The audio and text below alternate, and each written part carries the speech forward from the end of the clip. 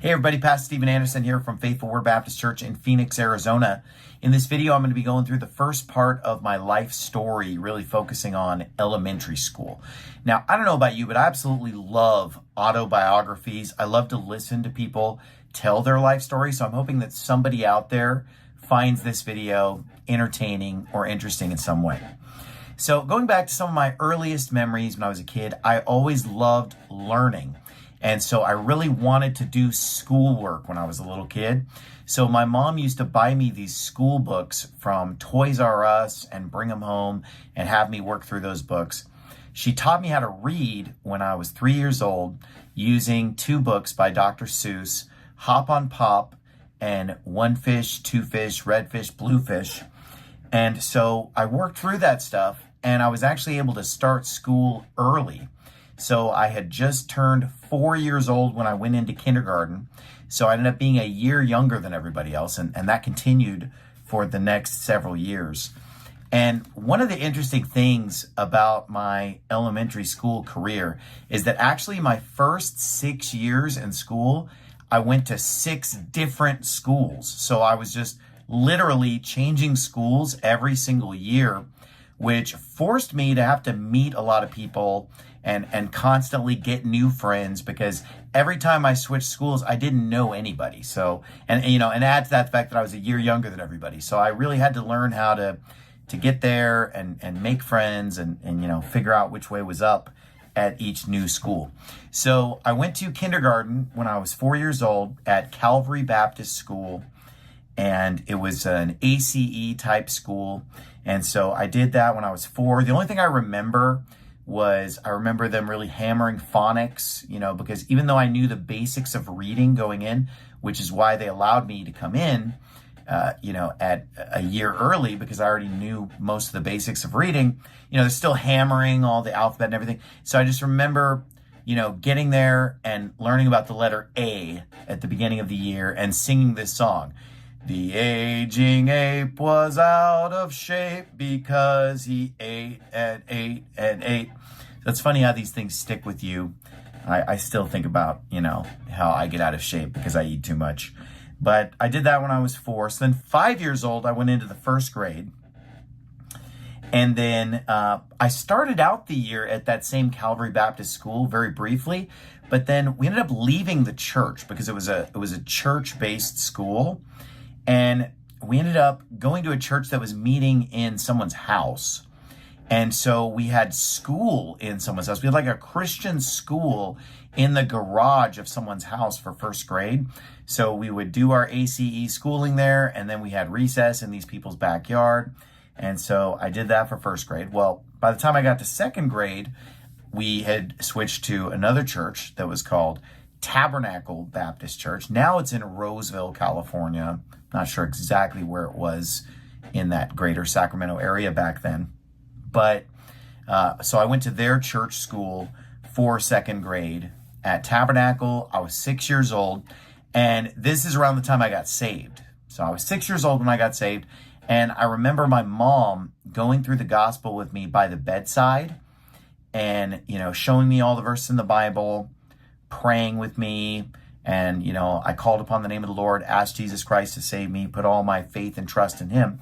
The one verse that I remember her showing me at that time was John 5:24, wrapping things up toward the end of her going through the gospel with me. Verily, verily, I say unto you, he that heareth my word and believeth on him that sent me hath everlasting life and shall not come into condemnation, but is passed from death unto life. Really hammering the fact that once we believe on the Lord Jesus Christ, we have everlasting life at that moment.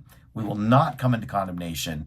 We've been passed from death to life, and really showing how, getting saved is a one-time thing. Once you believe on Jesus, you're saved forever. You can't lose your salvation. So, my mom got me saved when I was 6 years old. The next year, when I was 7 years old, third grade, I went to a school called Victory Christian School, which is like a non-denominational school, but it was Baptistic is what they would say. So, it's pretty much all the doctrine and everything's Baptist, but they just kind of, didn't put Baptist in the name and opened it up to some other denominations and things like that. Well, after I did third grade at Victory Christian, then I ended up being homeschooled actually for 1 year. So I was 8 years old, fourth grade, and I was homeschooled by my mom. I don't really remember a whole lot about that, except the one thing I really remember was PE. So my mom did PE with us, and it was tumbling, which is basically gymnastics without the equipment. It's all of the floor exercises of gymnastics. So I remember her teaching me how to do the tripod and then turn that into a headstand. And so, we were doing all kinds of cartwheels and handsprings and, whatever my sister and I could do. My sister Lisa is about 2 years younger than me. So, I was doing fourth grade. She was a couple years below that. And so I remember doing tumbling. And then I remember, I think once a week, because we were being homeschooled, like through the public school, we were being homeschooled.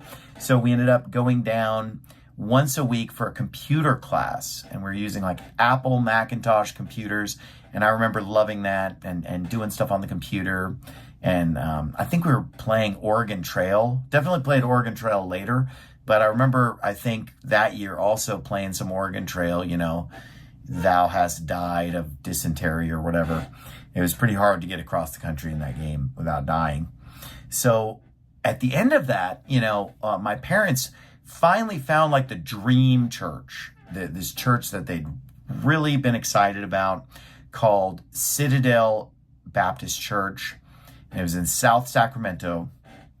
And so I was going to be going into the church school there, and I assumed that I was going to be going into the fifth grade. Okay.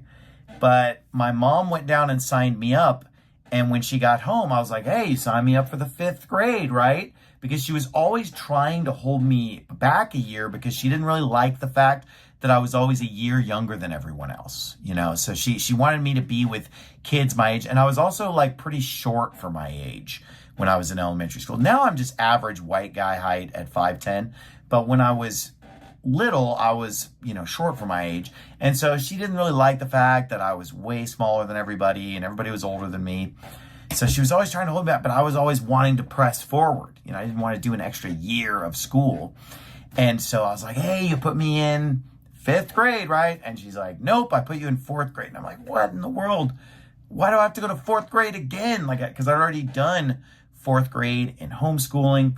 But she's like, no, you got to go to fourth grade. I'm like, well, why don't I just take a year off from school then? She's like, no, you're doing fourth grade again. So I ended up going into fourth grade at Citadel. One of the things I remembered is the first day I got there, and our names were on our desks showing us where to sit.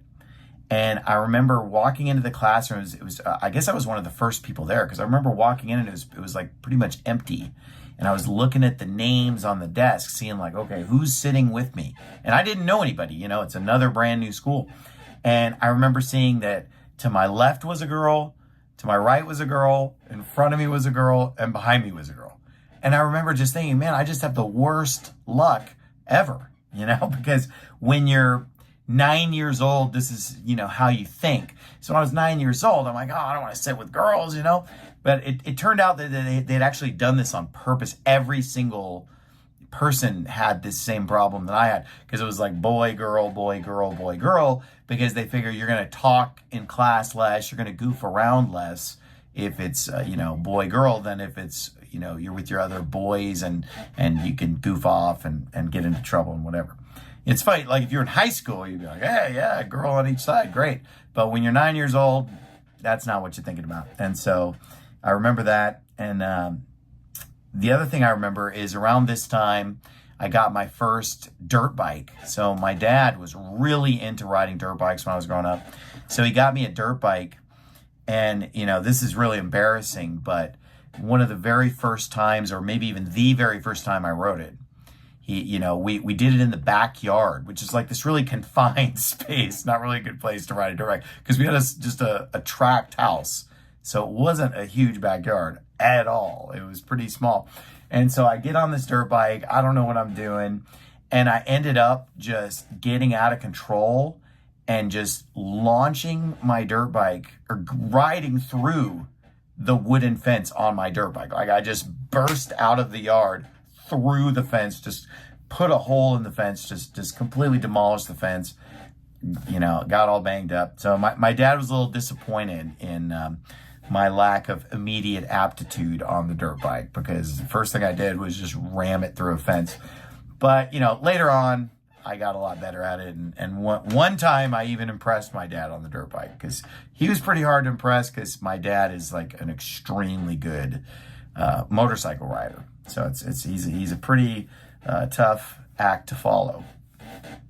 So anyway, another funny thing I remember is, being in elementary school in that fourth grade class, the teacher, Mr. Dennis, he would like roll in a TV and a VCR on that cart. And those of you who grew up at the same time as me, you know exactly what I'm talking about, where they roll in, the TV with the VCR on it and everything.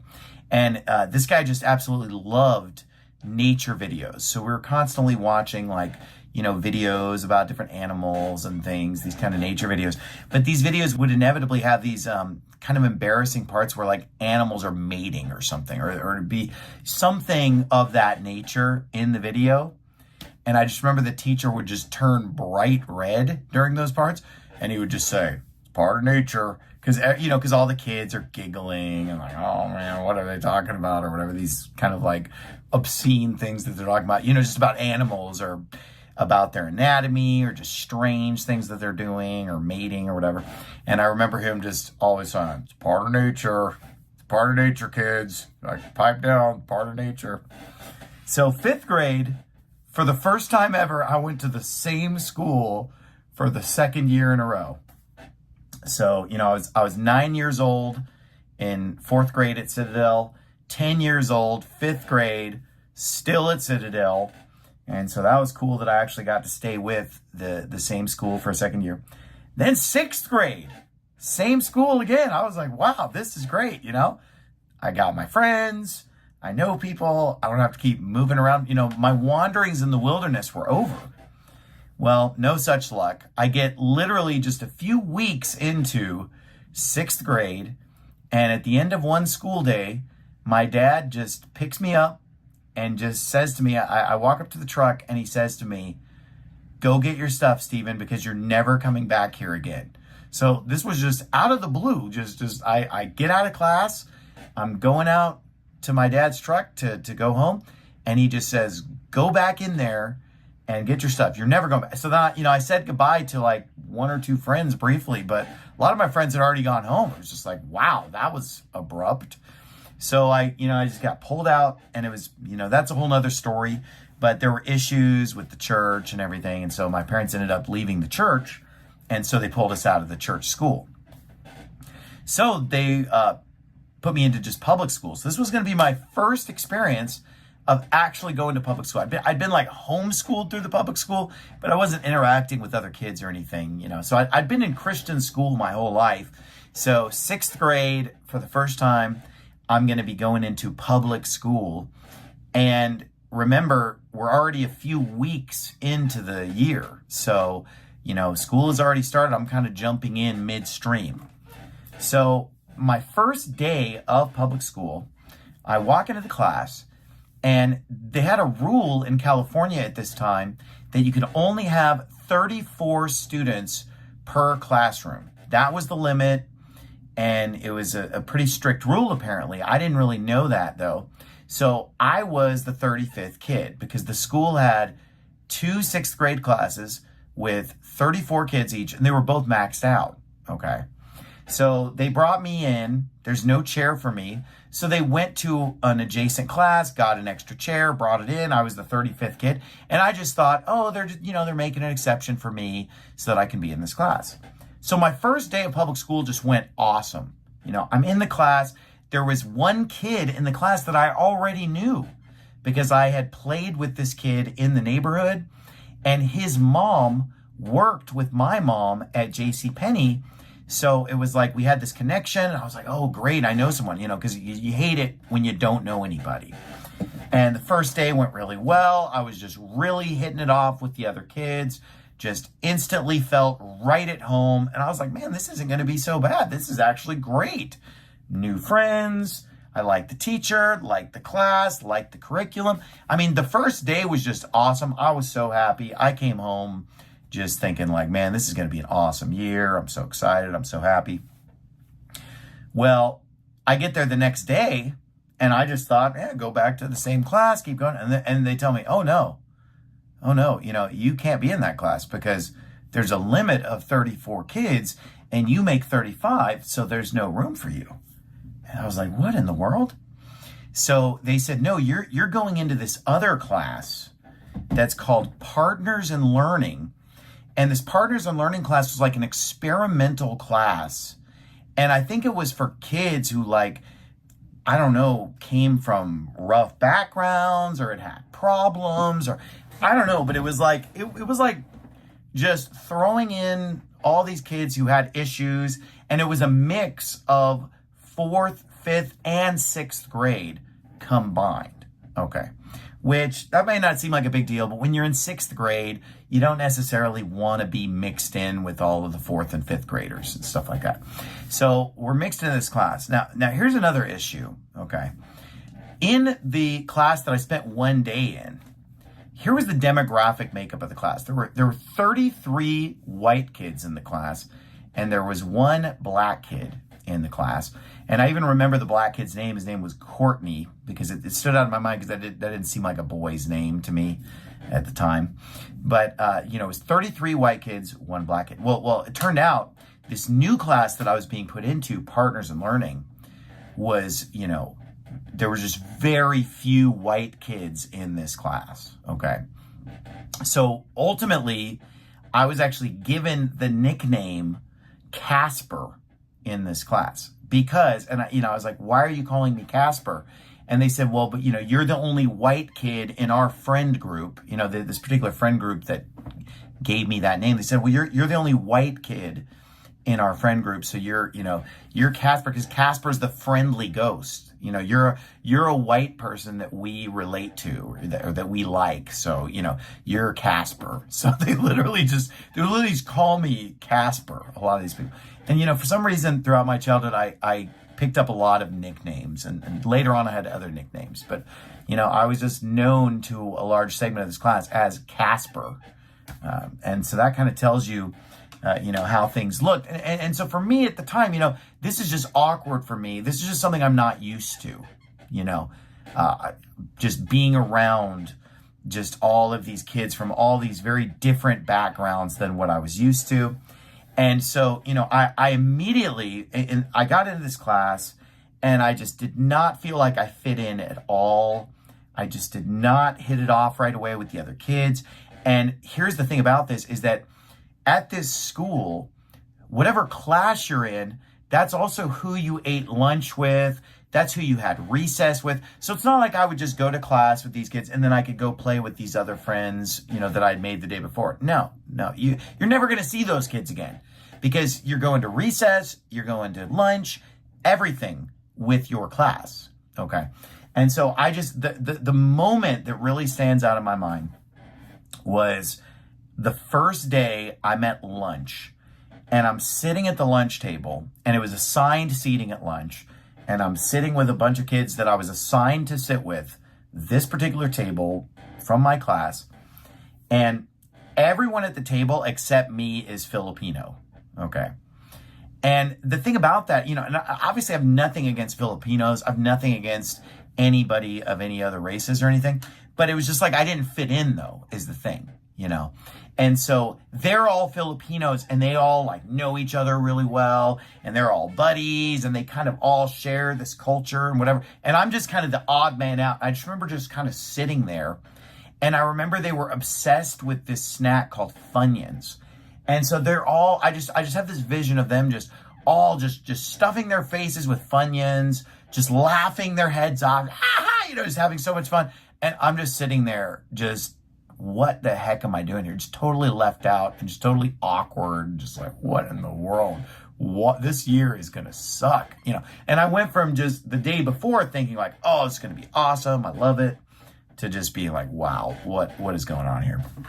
So let me tell you a little more about this class, Partners in Learning. Okay. So basically it was this experimental class. So there were no grades. You don't get an A or a B or a C, no grades, no tests. Okay.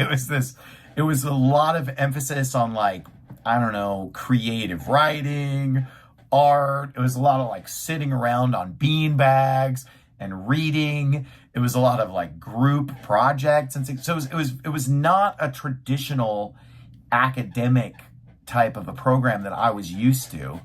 And and that I would have preferred. Okay. It was just kind of wild. Okay. And so I remember, the creative writing thing, we were constantly having to write stories and stuff. And I remember we'd be paired up with someone else and we would like do a peer review of each other's work and give tips and help each other do better. I remember being paired up with this guy, and, it's just funny how like 11-year-old boys are, or he was like 10 because he was in 5th grade. But my story was called World War III, and his story was called Pool of Blood. And it was like some horror story.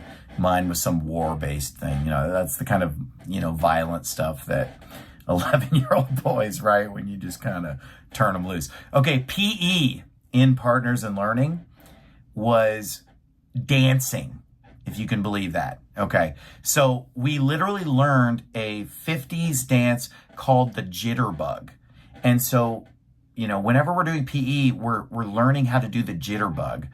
And every single day, I wish they would have mixed up the music a little bit, because we literally listened to the song Run Around Sue every single day. So it was like we're jitterbugging to Run Around Sue every day.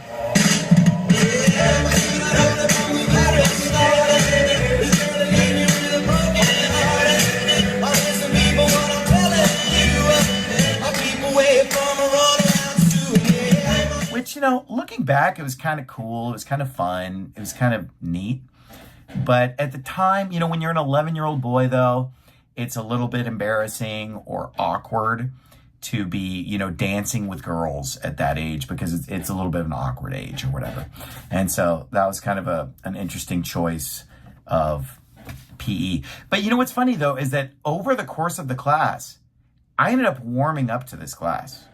And I kid you not, within a few months of being in this class, I adapted and I got used to the class. And ultimately, I actually ended up loving the class. And I took pride in being in Partners in Learning. And I actually was so glad. I remember thinking like, man, I'm so glad that I'm not in that other class. I'm really glad I got put in this class. This class is so much better. I like these people better.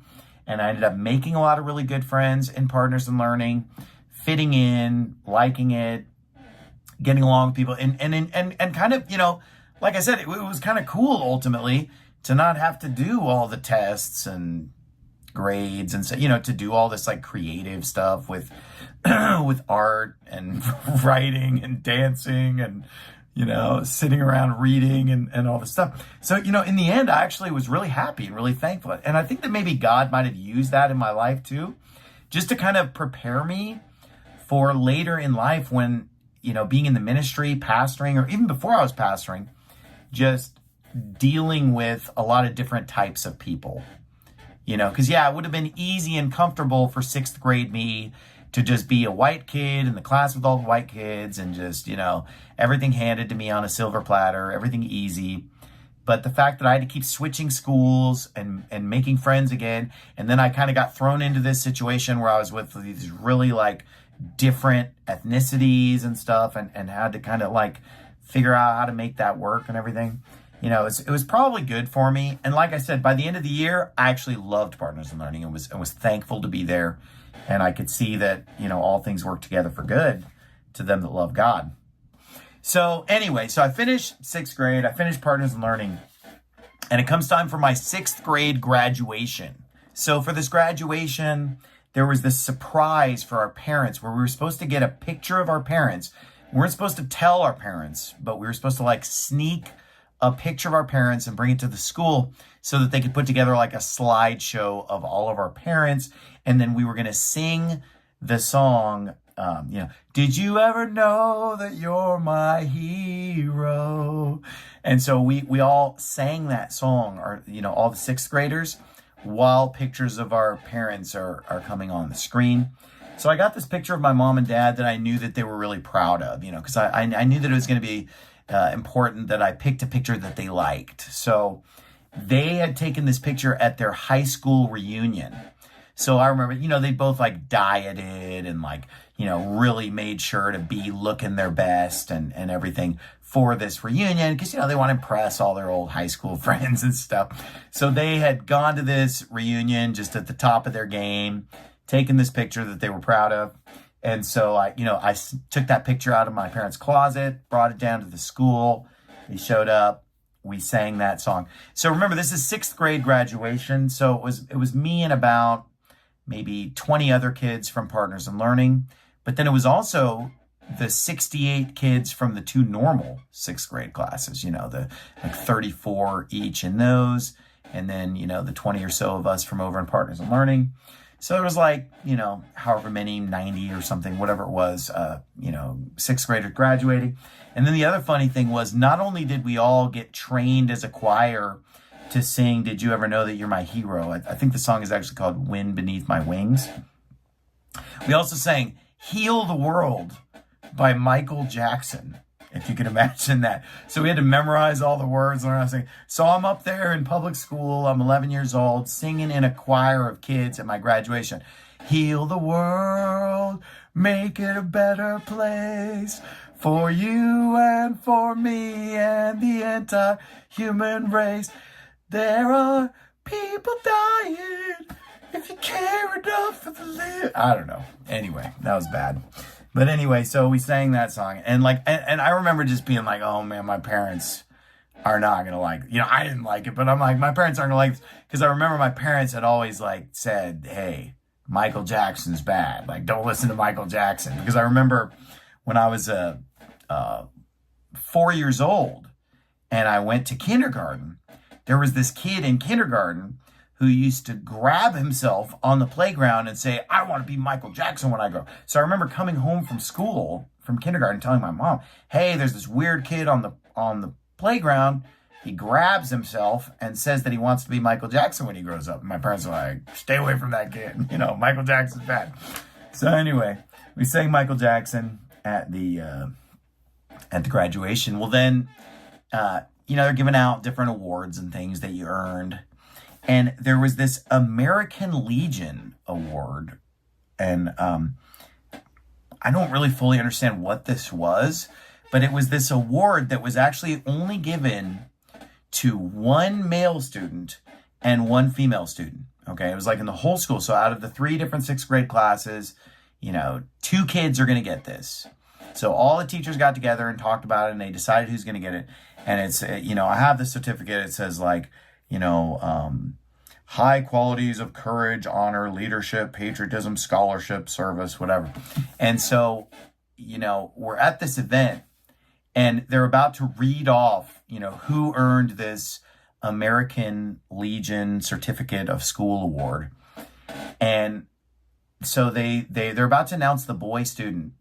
And I lean over to the guy next to me and I jokingly say to him, Steven Anderson, just as a joke. Because I thought there's no way that it's going to be me because I didn't have any special achievements. I didn't feel I'd done anything special. I was just a normal kid going to school. I was in this weird class and everything. But, I just never would have imagined in a million years that I would have gotten it.